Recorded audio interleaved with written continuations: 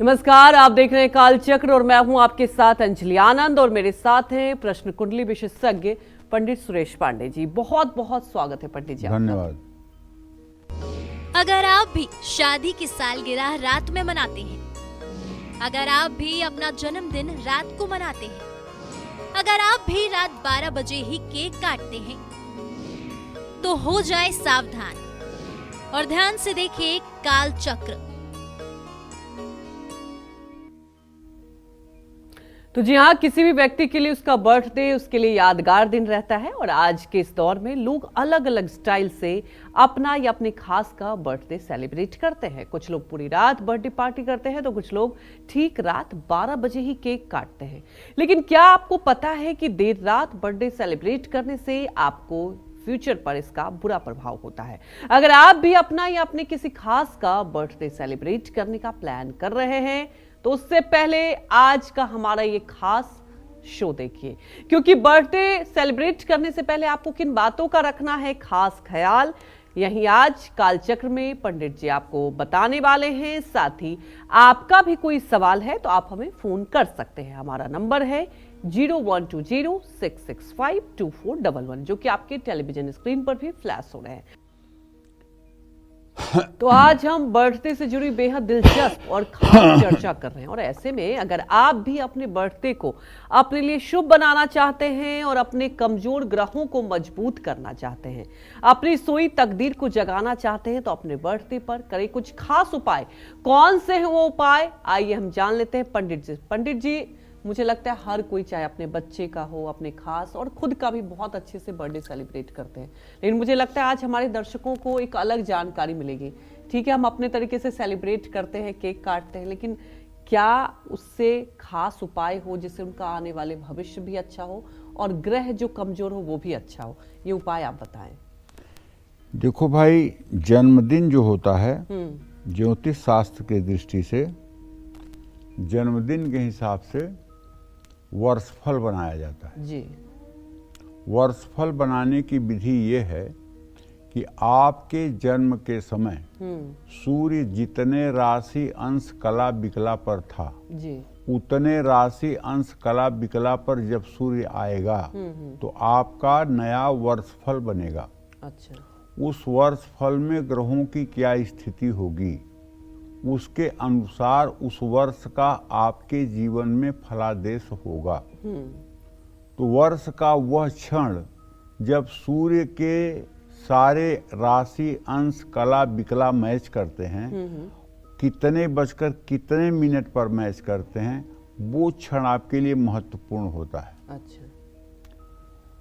लोग बर्थडे मनाते हैं स्थूल तरीके से। देखो अंजलि, स्थूल तरीके का मतलब समझे? जैसे किसी का 19 दिसंबर को जन्म हुआ है, हाँ। तो कितने बजे हुआ है इससे कोई मतलब नहीं। मतलब इस बात से 19 तारीख को हुआ है तो 18 तारीख की रात 12 बजे ही वो अपना जन्मदिन मनाना शुरू कर देंगे। हाँ।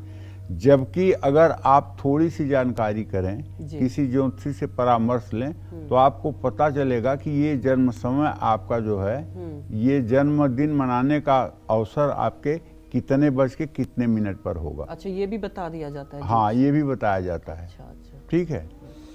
तो जन्मदिन वाले दिन पहली बात तो एकदम सुबह उठिए, सूर्योदय से पहले उठिए और उठ करके पहले पृथ्वी माता का स्पर्श करिए, प्रणाम करिए, फिर दोनों हाथ देखिए। कराग्रे वस्ते लक्ष्मी कर मध्य तु सरस्वती कर मूले तु गोविंदम प्रभाते कर दर्शनम। चलो आपको मंत्र नहीं भी आता है ना आए, कोई बात नहीं, अपने दोनों हाथों से मुंह को जरा सा ऐसे ऐसे कर लीजिए, पोंछ लीजिए और उसके बाद दोनों हाथों को देख लीजिए और दोनों हाथों को देख के फिर पृथ्वी का स्पर्श करके माथे पर लगा करके, और जो श्वास चल रही हो, बाईं श्वास चल रही है तो बाएं पैर नीचे उतारिए, दाहिनी सांस चल रही है तो दाहिना पैर नीचे उतारिए और अब आप जाइए नित्य क्रिया के लिए। नित्य क्रिया करिए, प्रसन्नतापूर्वक स्नान करिए और नवीन वस्त्र धारण करिए। तो जन्मदिन वाले दिन सुबह जल्दी उठ करके उगते हुए सूर्य को जल जरूर दीजिए। साफ स्वच्छ वस्त्र पहन करके सूर्य को जल जरूर दीजिए, ये बात ध्यान रखिए। और सुबह सफ़ेद कपड़े पहन करके शरीर पर तेल मालिश करके, हाँ, नहाने के पहले थोड़ा सा पूरे शरीर में तेल मालिश कर लेना चाहिए।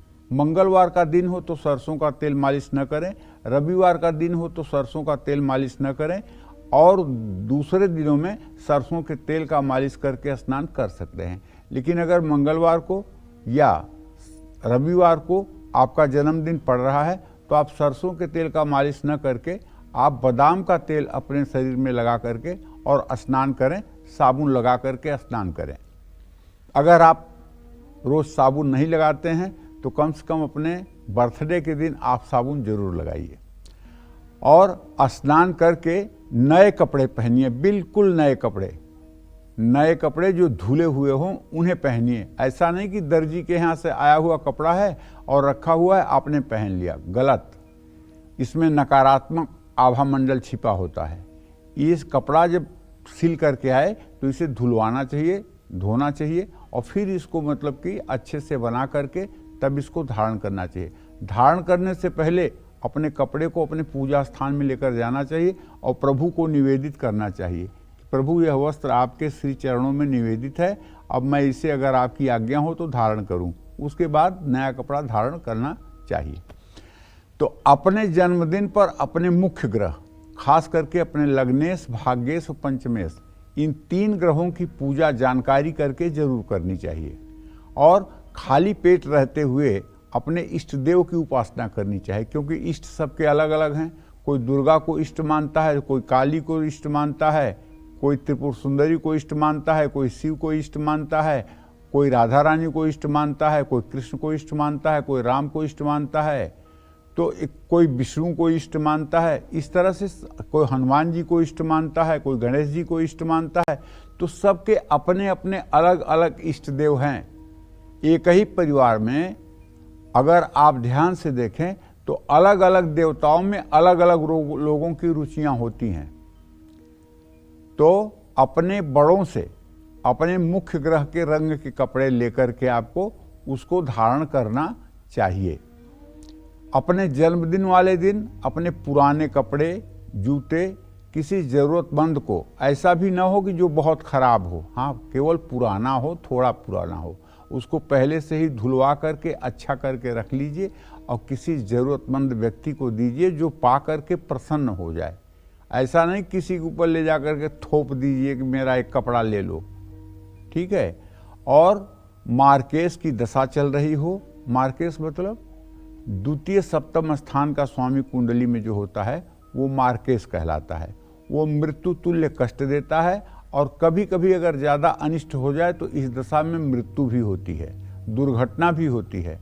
तो अगर आपके द्वितीय सप्तमेश की दशा चल रही हो और ऐसा ज्योतिषी से आपको पता चल गया हो कि आपका इस समय मार्केश की दशा चल रही हो और आप जन्मदिन मनाना चाहते हैं, तो मैं तो कहूँगा आपसे हाथ जोड़कर कि आपको अपने घर में अपने जन्मदिन वाले दिन रुद्राभिषेक जरूर कराना चाहिए। रुद्रा अष्टाध्यायी के 8 पाठ हैं, इसका एकादशनी रुद्राभिषेक 11 पाठ करवाएं और मिट्टी का पार्थिव शिवलिंग बना करके उसकी विधिवत गाय के दूध से अभिषेक करें, गन्ने के रस से अभिषेक करें। अगर आप गरीबी से जूझ रहे हैं, गरीबी ने तांडव मचा दिया है, जीवन दुर्लभ कर दिया है, अब जीने की इच्छा नहीं है, तो मैं कहूँगा 4 लीटर गन्ने के रस की व्यवस्था करिए और 4 लीटर गन्ने के रस से श्रृंगी से आप भगवान शिव का अभिषेक करिए। रुद्राभिषेक के ठीक बाद से आपको रोशनी दिखाई देगी और आपकी आर्थिक दरिद्रता दूर होना शुरू हो जाएगी। जो व्यक्ति गन्ने के रस से भगवान शिव का साल में 2 बार रुद्राभिषेक करता है, एक सावन की शिवरात्रि पर, एक अपने जन्मदिन पर, या एक जो फाल्गुन महीने में शिवरात्रि आती है उस पर, ऐसे व्यक्ति के घर में कभी भी दरिद्रता या विपन्नता नहीं आ सकती। वहाँ सदैव राजराजेश्वरी महालक्ष्मी का वास होता है। इसलिए मैं सभी सनातन धर्मियों से आग्रह करना चाहता हूँ, शिवद्रोही मम दास कहावा, सो नर सपने मोह न भावा। ऐसा भगवान राम कहते हैं कि शिव से द्रोह करने वाला कभी मेरा भक्त नहीं हो सकता। और भगवान शिव के बारे में ये कहा जाता है कि आशुतोष तुम औढ़र दानी, आरत हरहु दीन जन जानी। एक क्षण के अंदर आशुतोष औढ़र दानी हैं, ये अपने भक्तों को सब कुछ दे देते हैं, इसमें कोई दो राय नहीं है।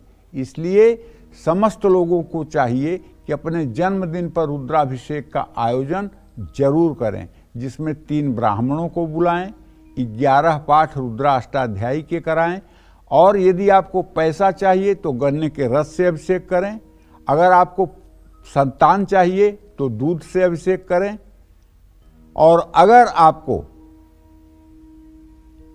रोग से मुक्ति चाहिए तो कुशायुक्त जल से अभिषेक करें, अगर आपके कोई चर्म रोग है तो दही से अभिषेक करें, अगर आपको सुंदरता चाहिए तो घी से अभिषेक करें। इस तरह से अगर आप अभिषेक करते हैं तो आपकी मनोकामना पूरी होगी। रुद्राभिषेक नहीं करा सकते हैं तो नदी में नारियल प्रवाहित करें। और एक बात तो मैं साफ कह दूं, भले आप लोगों को, कुछ लोगों को अनुचित लगेगा, कोई बात नहीं, जितने का आप केक मंगाते हैं ना, उतने में ही रुद्राभिषेक हो जाता है। रुद्राभिषेक में कोई इतना पैसा नहीं लगता है कि जिससे आपकी आर्थिक स्थिति खराब हो जाएगी। आप अपने घर में मिट्टी का शिवलिंग नहीं बनवा सकते ना, मंदिर में चले जाइए और ज़्यादा से ज़्यादा 100-200 रुपए की सामग्री लगेगी, और मंदिर के पुजारी को कहिए कि वो रुद्र सूक्त का पाठ कर दें। रुद्र सूक्त माने रुद्राष्टाध्यायी के 5वें अध्याय के 16 मंत्र। वो 16 मंत्रों को पढ़ें और आप भगवान शिव का अभिषेक कर दें, उतना ही पुण्य फल आपको प्राप्त होगा। जितना आपके केक का पैसा होगा उतने में ही आपका ये बहुत बड़ा मांगलिक कार्य हो जाएगा, और ये आपके अविनाशी बैंक में जमा हो जाएगा। तो अपने जन्मदिन पर घर में कोई धार्मिक अनुष्ठान जरूर करना या कराना चाहिए, जैसे सुंदरकांड का पाठ कर सकते हैं, भगवती का जागरण कर सकते हैं। अगर कुछ नहीं कर सकते हैं तो कलयुग में सबसे ज्यादा मनोकामना पूरी करने वाला अगर कोई उपाय है तो है भगवान श्री सत्यनारायण की व्रत कथा। घर में सत्यनारायण के व्रत कथा का आयोजन कर लें, 10-20 लोगों को भोजन पवा दें, ब्राह्मण को भोजन पवा दें, गाय कुत्ते और कौवे को भोजन पवा दें, और दाहिनी कलाई पर किसी कर्मकांडी ब्राह्मण द्वारा मंत्र बोलते हुए रक्षा सूत्र बंधवाएं। एन बद्धो बलि राजा दानवेन्द्रो महाबल तेन त्वाम प्रतिबध्नामि रक्षे माचल माचल प्राच्याम रक्षतु मामेन्द्री आग्नेयाम अग्निदेवता दक्षिणे अवतु आराही नैऋत्याम खड्गधारिणीम प्रत्यच्याम वारुणी रक्षेद वायव्याम मृगवाहिनीम उदिच्याम पात कौमारी सन्याम शूलधारिणी ऊर्ध ब्रह्मांड में रक्षे धस्ताद वैष्णवी तथा एवं दशा दिशो रक्षे चामुंडा सौवाहना। 10 दिशाओं की रक्षा आपकी देवियां करेंगी इस रक्षा सूत्र के माध्यम से। इसको ऐसा वैसा मत समझिएगा, बस हाथ के मुट्ठी जो बंद किए रहिएगा तो इसमें कुछ पैसा जरूर रख लीजिएगा। जब रक्षा सूत्र बन जाए तो ये मुट्ठी आप ब्राह्मण के हाथ में खोल करके और चरण छू करके प्रणाम कर लीजिएगा, बात बन गई। और माथे पर सौभाग्य तिलक और अक्षत जरूर लगाना चाहिए। अगर ये सौभाग्य तिलक आपकी माँ लगाए, आपकी पत्नी लगाए, आपका पुरोहित लगाए तो सोने पे सुहागा, नहीं तो स्वयं से लगा लीजिए। और भगवान को जो प्रसाद आपने अर्पित किया हुआ है उसको आपको चाहिए कि लोगों में वितरित करें, और जितने भी बड़े बुजुर्ग आपके जानकारी में हैं या रिश्ते में जो आपसे बड़े हैं उन सब से आपको आशीर्वाद लेना चाहिए, और बड़ा दैन्य भाव से, बड़े ही विनीत भाव से आपको आशीर्वाद लेना चाहिए। जय मां विंध्यवासिनी। तो अगर आप पर शनि का प्रकोप है, अगर आपके काम बनते बनते बिगड़ जाते हैं, किस्मत ऐन वक्त पर साथ छोड़ देती है, तो अपने आने वाले बर्थडे पर आपको कौन सा आसान और अचूक उपाय करने चाहिए और आपका गुड लक हमेशा आपके साथ रहे, ये भी जानते हैं हम पंडित जी से। पंडित जी, हर कोई चाहता है उसके जीवन में गुड लक आए, और आज हम खास दिन की चर्चा कर रहे हैं, बर्थडे, जो कि हर कोई बहुत अच्छे से सेलिब्रेट करता है। लेकिन मैंने कई बार देखा, इनफैक्ट मैंने अपनी जिंदगी में भी देखा है कि कई बार ऐसा लगता है कि सब कुछ हो गया लेकिन वो बिखर जाता है। तो आज मुझे लगता है मेरे साथ साथ हमारे दर्शकों को भी आप बताएं। देखो, ऐसा है अंजलि, हम मनुष्य जो है पहली बार इस धरती पर नहीं आए हैं। जी। हमारे अनंत जन्म हो चुके हैं। इसका उदाहरण ये है, जी। जब बच्चा पैदा होता है हाँ। तो 5 बार कहें कहें बोलता है। जी। उसके बाद उसके मुंह के पास जब दूध का फाया ले जाया जाता है तो उसको वो पीने लगता है, करने लगता है। उसको किसने पेट में सिखाया है कि ऐसे दूध पिया जाता है? किसी ने सिखाया है? नहीं ना। इसका मतलब कि अनंत जन्मों का उसका अभ्यास है। तो उसी तरह से शुभ अशुभ कर्मों से हमारे शरीर का निर्माण हुआ है। जी। कुछ शुभ कर्म, कुछ अशुभ कर्मों से हमारे शरीर का निर्माण हुआ है। और ये शरीर का जो हमारे निर्माण है, इसमें पूर्व जन्म के हमारे कृत्य बहुत जिम्मेदार हैं। अच्छा। ना, जैसे किसी ने अपने स्त्री को सताया है, किसी ने अपने स्त्री के साथ धोखा किया है, किसी ने अपने गुरु के साथ धोखा किया है, किसी ने मित्र के साथ धोखा किया है, किसी ने पिता का अपमान किया है, किसी ने माता का अपमान किया है। इस तरह से तमाम प्रकार के ऋण जो है वो हमारे इस जन्म में होते हैं, मिलते हैं। ठीक है जी। 2 साथी थे जौनपुर जिला के। अच्छा। दोनों युवावस्था में जो है बम्बई गए और बम्बई जाकर के दोनों ने व्यापार शुरू किया साझे में। व्यापार इतना बढ़ा, इतना बढ़ा, इतना बढ़ा जिसकी कोई सीमा नहीं। अच्छा। तो एक मित्र के मन में आया कि अगर ये मर जाए तो सारा व्यवसाय मेरा हो जाएगा। उसने उस अपने मित्र को जहर पवा दिया और वो मित्र मर गया। उसका अंतिम संस्कार कर दिया। हाँ। और अब उसका व्यवसाय और विस्तार को प्राप्त होने लगा। अच्छा। तो चूंकि कम उम्र में गए थे, उसके बाद गांव में खूब खेत जमीन लिखाए, खूब घर, बहुत बड़ा घर बनाए, बंगला बनाए। शादी हो गई। शादी हुई तो एक बच्चा हुआ। अच्छा। और बच्चा हुआ तो बच्चा मतलब कि बचपन से ही जो है उसको कैंसर डिटेक्ट हो गया। अब उसकी दवाई करने लगे। दवाई में पहले व्यवसाय खत्म हुआ, फिर कर्जे हुए, फिर जमीन बिकी, फिर घर बिका, विदेश तक ले जा करके दवाई किए, लेकिन बच्चे की स्थिति बहुत खराब थी। तो और गांव वालों ने पूछा कि वो तुम्हारे साथ तुम्हारा दोस्त गया था। अरे वो तो रास्ते से ही हमारे साथ से हट गया था, वो तो मेरे साथ गया ही नहीं था। अच्छा। और बच्चे को जब एकदम से कहीं से 2 रुपया मिलने की उम्मीद नहीं रह गई, सब कुछ बर्बाद हो गया था। तो बच्चे को गोद में ले करके कह रहा है, क्या करूं बेटा, अब सारी प्रॉपर्टी बिक गई, कर्ज में करोड़ों रुपए के कर्ज में बंध गया हूं, अब कहीं से 1 रुपया मिलना नहीं है, मैं कैसे तुम्हारी दवा कराऊं बेटा, मैं कैसे तुम्हारे सामने मुंह दिखाऊं बेटा। तो वो बच्चा हंसता है। अच्छा। कहता है, वाह दोस्त, अब समझ में आ गया, ये इसी दौलत के लिए तुमने मुझे जहर खिलाया था ना। ये सारी दौलत चली गई, अब करोड़ों के कर्ज में हो ना, चलो अब मैं जाता हूं। और उसने शरीर का त्याग कर दिया। तो अगर आप किसी को सता रहे हैं, अगर आप किसी को दुख दे रहे हैं, तो वो आपका अपना ही बन करके कुछ ऐसा आपको दुख देगा कि पूरी जिंदगी नरक हो जाएगी। इसी तरह से अगर किसी के ऊपर स्त्री ऋण है तो अपने जन्मदिन पर अपनी माँ या माँ के समान किसी भी महिला को चांदी का सिक्का दान करना चाहिए। आपके हर काम अगर बनते बनते बिगड़ जाते हैं तो अपने जन्मदिन पर नदी में थोड़ा सा कपूर प्रवाहित करना चाहिए। अपने जन्मदिन से शुरू करते हुए 41 दिन तक कौओं को रोटी डालनी चाहिए। माता पिता को अपने बच्चों से कोई सुख अगर नहीं मिल रहा है तो उनको अपने जन्मदिन पर बकरी का दान करना चाहिए। माता पिता हर रोज सुबह फिटकिरी के पानी से कुल्ला करें। अपने इष्ट देव को 43 दिनों तक सुपारी अर्पित करें।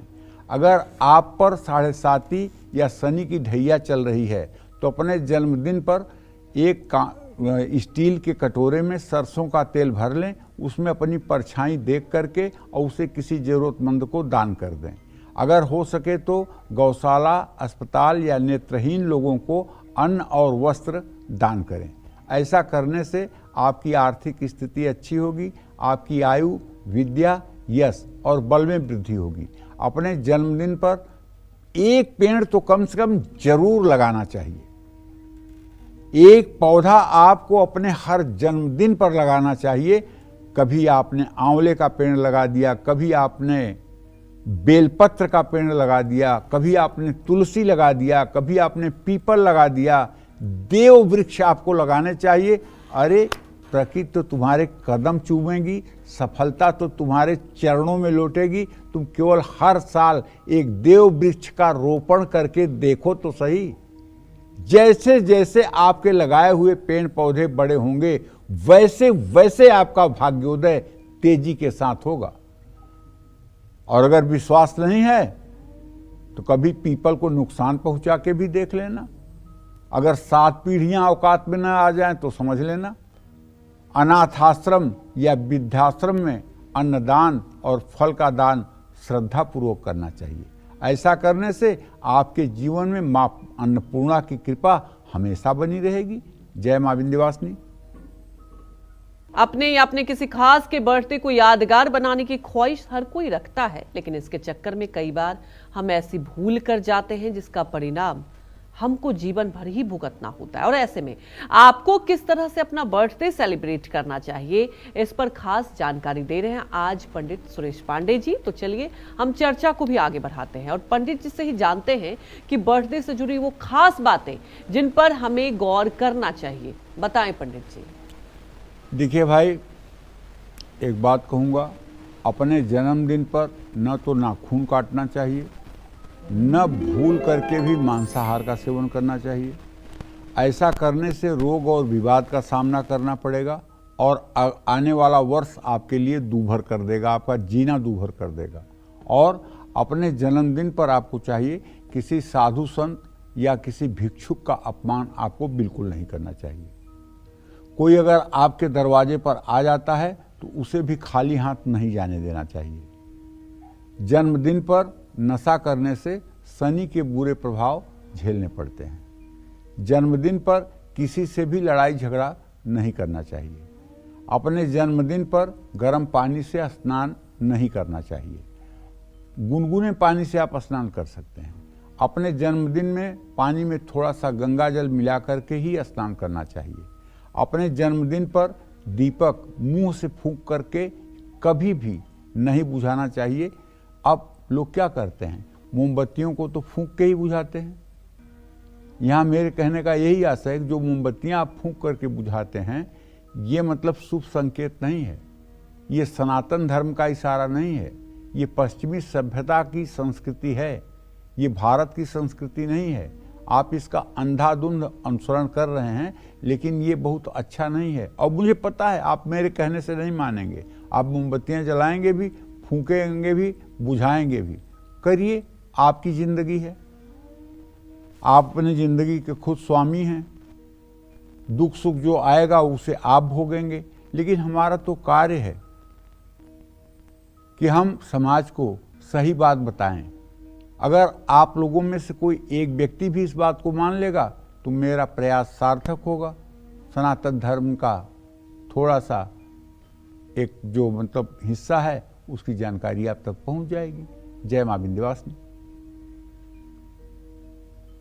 पंडित जी, मेरा भी सवाल है। अभी तुरंत आपने बताया कि मोमबत्तियां नहीं बुझानी चाहिए, लेकिन ये तो कई सालों से हम लोग देखते आ रहे हैं कि अगर बर्थडे मनाएंगे तो जब भी केक कटिंग करते हैं तो क्या जो आप बता रहे हैं तो उसका क्या इफेक्ट होता है? कई सालों से नहीं अंजलि, कई सालों से नहीं, ज्यादा से ज्यादा 20-25 सालों से। जी जी। ये देश जो है 1965, 66, 67 में भूखमरी से इतना त्रस्त था कि यहाँ के प्रधानमंत्री को कहना पड़ा था कि सप्ताह में एक दिन सब लोग भारतवासी व्रत करिए। अगर सप्ताह में एक दिन व्रत करेंगे तो पूरे साल में 48 दिन व्रत करेंगे, 2 महीने का राशन बचेगा। और अमेरिका से ज्वार इंपोर्ट होता था, तब लोग खाते थे।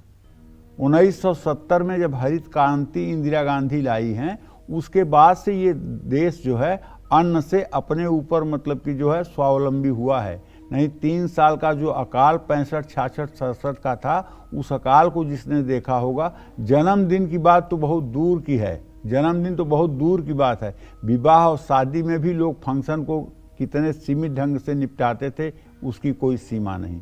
हाँ, अब थोड़ी सी ये बात अलग है, पहले 30 करोड़ की आबादी थी, अब 142 करोड़ की आबादी है। तो अगर आबादी इतना बढ़ी है और देश का नक्शा नहीं बढ़ा है तो कुछ बेरोजगारी तो बढ़ेगी ही। ये तो हम नहीं कह सकते सभी रोजगार परक हो गए हैं, लेकिन लोगों का जीवन स्तर बदला है। तो ये पहले अच्छी बात लोग है ना पंडित जी, अब जीवन स्तर अच्छा अच्छी बात नहीं, बहुत अच्छी बात है, लेकिन कहीं इस अंधानुकरण में हम पतन की ओर जा रहे हैं। एक बात सुनो, पहले दीवारें कच्ची थी, रिश्ते सच्चे थे। आज दीवारें पक्की हैं, रिश्ते कच्चे हैं। आज दीवारें पक्की हैं सबकी, लेकिन रिश्ते सब कच्चे हैं। न माता पिता का वो सम्मान रह गया, न भाई बहन में वो प्यार रह गया, न भाई भाई का वह प्यार रह गया, न मतलब कि गांव वालों से गांव वालों की वो आत्मीयता रह गई। अब शादी करना है तो शादी.com पे जाना पड़ेगा। कोई रिलेटिव, कोई रिश्तेदार, कोई मित्र, कोई परिचित, कोई वर या कोई कन्या नहीं बताने वाला है। नौकरी शादी.com पे जाइए, वहीं से आपको पता चलेगा कि आपके विवाह के, आप उसके बारे में कुछ जानते नहीं हो। आप उसमें जाओगे तो 90% गलतियां अगर मिल गई तो संबंध खराब होगा।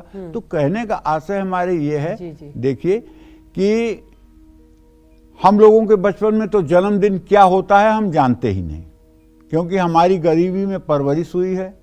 हम लोग नाड़े वाला अंडरवियर पहन करके और बनियान पहन करके 8वीं तक स्कूल जाते थे, न पैरों में चप्पल होता था। ठीक है, तो हम लोग तो जानते ही नहीं कि हमारे बचपन में जन्मदिन हुआ कब।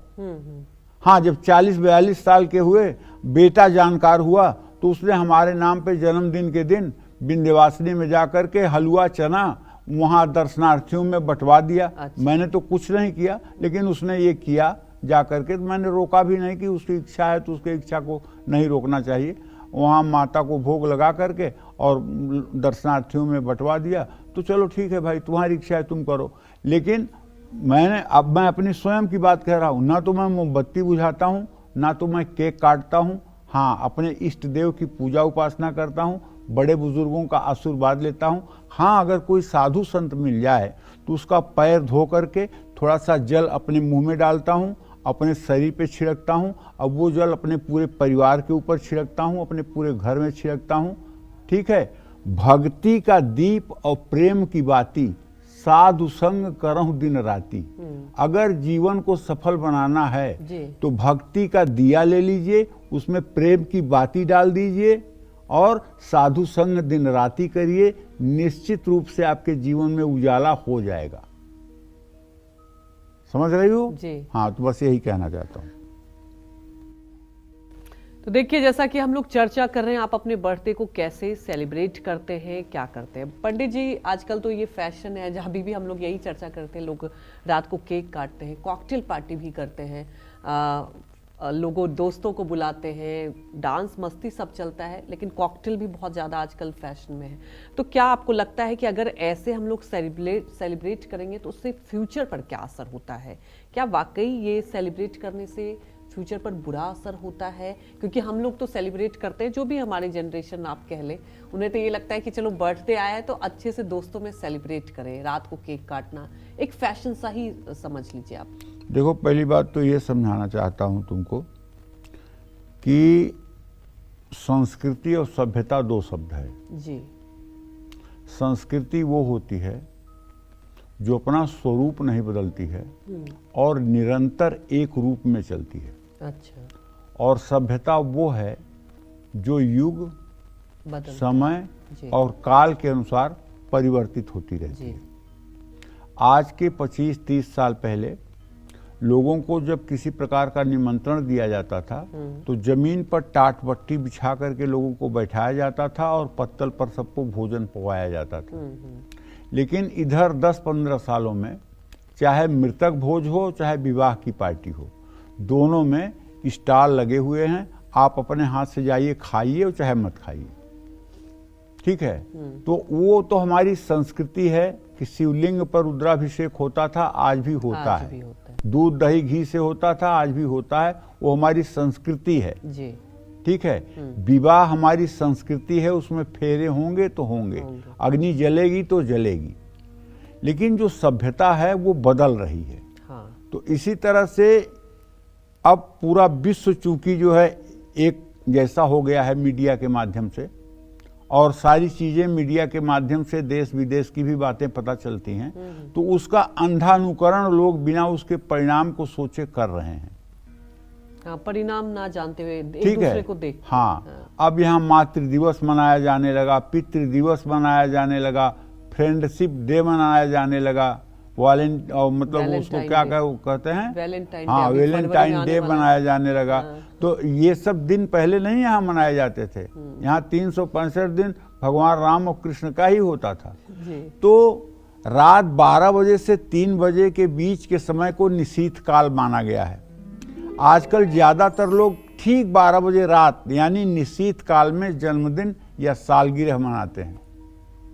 अरे इसका असर तो इतना होता है कि रात 12 बजे भगवान कृष्ण का जन्म हुआ और 12 बजे रात ही उन्हें पैदा हुए, दूध का फाया न मिला और मतलब कि वो जमुना पार बहती हुई बढ़ती हुई जमुना से उनको गुजर करके नंदगांव जाना पड़ा।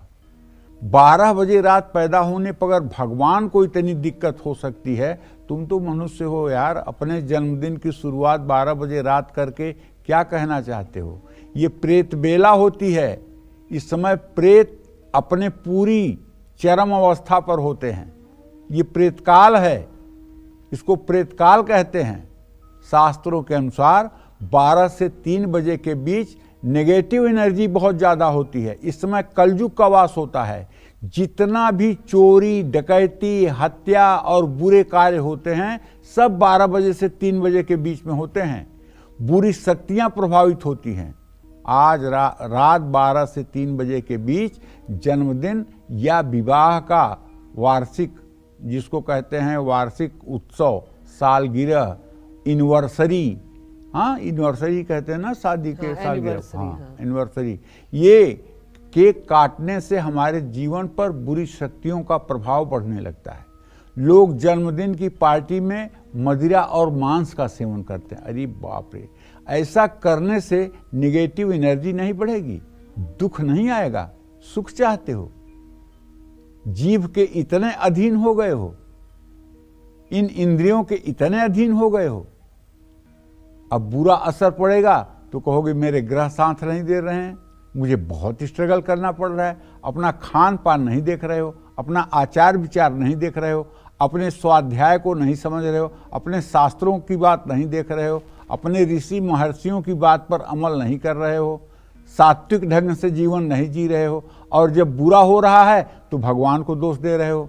अरे पूजा पाठ से कुछ नहीं होता है, पूजा पाठ मैंने इतना किया तो क्या हो गया? अरे बुरा कर्म करना तो बंद करो, पूजा पाठ मत करो, खान पान तो अपना शुद्ध रखो, जीव के वशीभूत होकर के, जननेंद्रिय के वशीभूत होकर के कुमार्ग पर तो मत जाओ, माता पिता का आज्ञा का तो पालन करो, भाई बहनों से प्यार तो करो, इसमें क्या लगता है? इससे नेगेटिव एनर्जी बढ़ेगी और सौभाग्य दुर्भाग्य में बदलेगा, फिर आप रोगे, कोई आपको चुप कराने वाला नहीं होगा। साल के कुछ दिनों को छोड़कर, जैसे दीपावली हो गई, नवरात्रि हो गई, जन्माष्टमी हो गई, शिवरात्रि हो गई, केवल इन्हीं समयों पर, चूंकि ये देव के दिन हैं, इसलिए निशीथ काल या महानिशीथ काल बन करके ये शुभ प्रभाव देता है, बाकी दिनों में नहीं। रात्रि सूक्त में वर्णन आता है, काल रात्रि, महारात्रि, मोह रात्रिश्च दारुणा, इन्हीं चारों रात्रियों की मैंने वर्णन किया है। इन 4 रात्रियों को छोड़ करके बाकी 12 से 3 बजे के बीच में अगर आप केक काटते हैं तो आपसे हाथ जोड़कर विनम्र निवेदन है, आप हमारे देश के नागरिक हैं, आप सुखी रहेंगे तो हम सुखी रहेंगे, आप उन्नति करेंगे तो हमें सुख मिलेगा, आप सुखी रहेंगे तो राष्ट्र सुखी रहेगा। आप अपना जन्मदिन दिन में मनाइए, रात में 12 से 3 बजे केक काटने वाली परंपरा बंद कर दीजिए। ये आपके फायदे के लिए हाथ जोड़ के कह रहा हूँ, दूसरे के लिए नहीं। जय मां विंध्यवासिनी। तो देखिए पंडित जी हमारे दर्शकों को बर्थडे केक से जुड़ी वो खास जानकारी दे रहे हैं, जिसके बारे में मुझे लगता है शायद ही हमारे दर्शक जानते होंगे, अनजान ही है अक्सर, क्योंकि पंडित जी बहुत सारी ऐसी जानकारी दे रहे हैं, मुझे लगता है मैं खुद उससे अनभिज्ञ थी, और अक्सर बर्थडे पर वो ऐसी गलतियां कर देते हैं। पंडित जी से जानते हैं वो खास जानकारी। पंडित जी केक की बात कर रहे हैं, सेलिब्रेशन की हम लोग बात कर रहे हैं, और मुझे लगता है आज का हमारा काल चक्र वाकई बहुत खास है। लोगों को कहते हैं ना, जैसा आपने कहा कि हम लोग इन्फ्लुएंस होके दूसरों का देख के बहुत कुछ करते हैं, खासकर सोशल मीडिया, सही जानकारी नहीं रहती है। तो आप जरा हमारे दर्शकों को बताएं केक काटने को लेकर वो खास विधि, खास उपाय और कैसे अपने बर्थडे को सेलिब्रेट करना चाहिए। देखिए, यद्यप शुद्धम लोक विरुद्धम ना करणीयम ना चरणीयम, अगर सब लोग केक काट रहे हैं, ये प्रचलन चल रही है, तो मैं मना नहीं करूंगा कि आप केक मत काटिएगा। अगर आप केक काटना चाहते हैं तो रात होने से पहले उसको काट लीजिए। केक पर मोमबत्ती आप लगा सकते हैं, लेकिन उनको बुझाइए मत। केक पर अपना नाम मत लिखवाइए, क्योंकि आपका नाम आपके यश को देता है। कहते हैं ना, का नहीं अबला कर सके, का नहीं सिंधु समाए, का नहीं पावक जाय सके, और काल का ही नहीं खाए। अबला सुत नहीं कर सके, यश न सिंधु समाए, नाम न पावक जाय सके, काल नाम नहीं खाए। तो कहने का मतलब यह है कि नाम लिख करके उसको चाकू से काटोगे, अरे अपने दुर्भाग्य को कितना पोस्ट कार्ड भेज रहे हो यार, कितना अपने पोस्ट मतलब कि अपने दुर्भाग्य को निमंत्रण दे रहे हो। नाम क्यों लिखवाते हो उसको? इसलिए मोबाइल में वीडियो बनाते समय केक पे नाम आ जाएगा तो वो पता लगेगा कि आपका जो है ये बर्थडे है। मत नाम लिखवाओ, ये गलत है। आपका नाम काटा जाए, आपका नाम फाड़ा जाए, आपका नाम कूड़े में डाला जाए, ये ठीक नहीं है, ये सही संकेत नहीं है। इसलिए केक काटो, लेकिन नाम लिखवाने से तो बचो। जय मां विंध्यवासिनी। तो अब जान लेंगे आज के हमारे कुंडली विजेता कौन है। तो पंडित जी, आज के हमारे कुंडली विजेता हैं, पटना के रहने वाले हैं, बिहार से, और इनका जन्मदिन है 10 दिसंबर 1990 और टाइम है 9:20 रात को। Place of birth Patna, Bihar. सवाल इन्होंने ये पूछा है कि ये बिजनेस करते हैं, नहीं चल रहा है, नुकसान हो रहा है, कर्ज भी काफी हो चुका है। दूसरा भी सवाल पूछा है इन्होंने कि इनके परिवार के सदस्यों का स्वास्थ्य काफी खराब रहता है, तो क्या पूजा पाठ से सही हो सकता है। देखिए, कुमार गौरव का जन्म 10 दिसंबर 1990 को रात 9:20 पर पटना, बिहार में हुआ। कुमार, तुम्हारा जन्म बेटा कर्क लग्न में हुआ है और तुम्हारी राशि कन्या राशि है। देखो, तुम्हारे जन्म कुंडली में राहु की दशा जो पिछली 18 साल की गई है वो भी अच्छी नहीं रही है। बड़ा उतार चढ़ाव तुम्हें जिंदगी में देखना पड़ा है। खैर, बृहस्पति की दशा तुम्हारी 19 सितंबर 2023 से शुरू हुई है। बृहस्पति तुम्हारा रोगेश है और भाग्येश है, और ये केतु के साथ बैठा हुआ है, राहु की दृष्टि में है, गुरु चांडाल योग बन रहा है। तुरंत आपको 3 किलो चने की दाल, 3 मीटर पीला कपड़ा, 1 दर्जन केला और 1 पाव चीनी, 1 पाव नमक, 1 पाव हल्दी और 2 ग्राम सोने की कोई अंगूठी किसी कर्मकांडी, किसी विद्वान, किसी ऐसे आदमी को दान करना चाहिए जो पूजा पाठ में लगा हुआ हो। ये दान बृहस्पतिवार के दिन आप कर दीजिए, आपके दुखों का अंत इसी से शुरू हो जाएगा। और उसके बाद नित्य 16 वर्षों तक सुबह शाम राम रक्षा स्तोत्र का पाठ करिए, राम दरबार की पूजा करिए। इससे आपके घर की परेशानी भी दूर होगी। एक बात तो आप नोट कर लीजिए, जिंदगी में आपको पैसे की कमी होने वाली नहीं है, ये आपकी कुंडली देख के मैं कह रहा हूँ। कुछ दिनों के लिए परेशानी जरूर है। दूसरी बात ये भी है कि बाकी जीवन भी आपका अच्छा है, भाग्य भी ठीक है, आमदनी भी ठीक है, लेकिन आपका पत्नी सुख बिल्कुल ठीक नहीं है। इस मामले में आपको बहुत ही सचेत रहना चाहिए। पत्नी की सेहत कभी भी खराब हो सकती है या पत्नी से अलगाव की स्थिति हो सकती है। इस मामले में आपको पूरे संयम से, पूरे धैर्य और विवेक के साथ व्यवहार करना चाहिए। जय मां विंध्यवासिनी। चलिए अब बात करते हैं आपके पूजा घर में रखी घंटी और आपकी किस्मत की। पूजा घर की घंटी कैसे हमारे वर्तमान और भविष्य दोनों पर अपना असर डालती है, आइए जानते हैं पंडित जी से। बताएं पंडित जी। देखो भाई, जिस पूजा घर में घंटी रहती है वो घर हमेशा बुरी आत्माओं और बुरी शक्तियों से बचा रहता है। अपने पूजा घर में अगर आप आरती करते समय, दिया दिखाते समय बाएं हाथ से घंटी बजाते रहें तो मैं दावे के साथ कह सकता हूं कि आपके घर में नेगेटिव एनर्जी नहीं रहेगी। पूजा घर में घंटी बजाने से नेगेटिव एनर्जी खत्म होती है, लेकिन इस समय कुछ लोग सनातन धर्म के द्रोही ये लोगों को कहते हैं कि अपने घर में पूजा स्थान ही मत रखो, अपने घर में ज्योत ही मत जलाओ, अपने घर में दीपक ही मत जलाओ, अपने घर में घंटी मत बजाओ, अपने घर से पूजा स्थान हटा दो। ये बड़े ही चतुरता से, जैसे स्वीट पॉइजन होता है मीठा जहर, उसी तरह से सनातन धर्म के विरुद्ध मीठा जहर फैला रहे हैं। एक किताब विशेष की ये कृपा है जिसको पढ़ करके लोग इस तरह की बात बोलते हैं, 48 साल की उम्र तक आप घर बनाएंगे तो भिखारी हो जाएंगे, इस लड़की की शादी इतने साल में कर देंगे तो ये ऐसे हो जाएगा। ये सब मनगढ़ंत बातें, कपोल कल्पना की बातें हैं और ये सब सनातन धर्म को कहीं न कहीं से अदृश्य रूप से डैमेज करने वाले लोग हैं। आपके आसपास अगर सकारात्मक ओरा का निर्माण करना है तो पूजा घर में घंटी बजनी चाहिए और उसकी आवाज़ मधुर होनी चाहिए। घंटी बजाने से नीचे की ओर सकारात्मक ऊर्जा जाती है, जबकि शंख बजाने से आकाश की तरफ सकारात्मक ऊर्जा जाती है। इसलिए घंटी और शंख दोनों बजाना चाहिए। और शंख बता दूं, महिलाओं को भी बजाना चाहिए। शंख बजाने के लिए कोई लिंग भेद नहीं है कि महिलाएं शंख नहीं बजा सकती हैं। क्यों नहीं बजा सकती हैं? अलिंगे अस्मन्ति युष्मन्ति, ये पोशाक का फर्क है और स्त्री पुरुष दोनों में तो एक ही रूप से ईश्वर विद्यमान है। तो इसलिए शंख और घंटी ये दोनों हमारे पूजा स्थान में होना चाहिए। जय मां विंध्यवासिनी। तो पंडित जी, आज हमारे दर्शकों को आपने इतनी महत्वपूर्ण जानकारी दी, आपका बहुत बहुत धन्यवाद। धन्यवाद। उम्मीद करते हैं हमारे दर्शकों को भी आज का विषय बहुत पसंद आया होगा। कल फिर मिलेंगे एक नए विषय और आपकी परेशानियों को दूर करने के लिए ढेरों उपाय लेकर हम पंडित सुरेश पांडे जी के साथ आएंगे। तब तक कालचक्र की पूरी टीम को आप अनुमति दीजिए और देश दुनिया की खबरों को देखते रहने के लिए आप देखते रहिए News 24। नमस्कार।